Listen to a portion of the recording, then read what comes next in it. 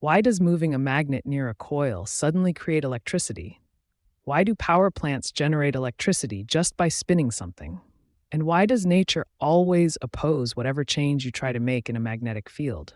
All of that comes from one idea: electromagnetic induction, the reason your entire house has electricity. Take a simple fridge magnet and a steel paper clip. Move the magnet quickly near the clip.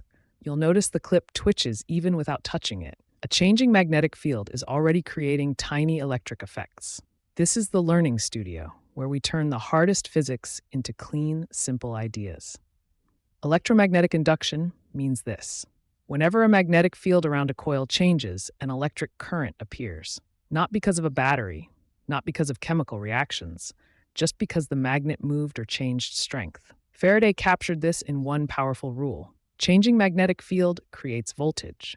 Move the magnet faster, more voltage. Use more loops in the coil, more voltage. Reverse the motion, reverse the current. This is why every generator, from tiny bicycle dynamos to giant hydroelectric turbines, works the same way. Spin a magnet inside coils, magnetic field changes, electricity is born. But nature has one more twist: Lenz's law. The current produced will always oppose the change that created it. Push a magnet into the coil pushes back. Pull the magnet out, the coil tries to pull it back in. It's nature saying, I don't like changes, so I'll fight it. That opposition is why generators feel harder to turn when producing more electricity. The more power you draw from a generator, the more the magnetic field resists the turning motion. And now you see how AC generators work so beautifully. Spin a coil in a magnetic field, the magnetic flux keeps changing, the current keeps switching direction. That gives us alternating current, the form of electricity used in homes, industries, and power grids worldwide. Nothing magical, just continuous change of magnetic field creating continuous current.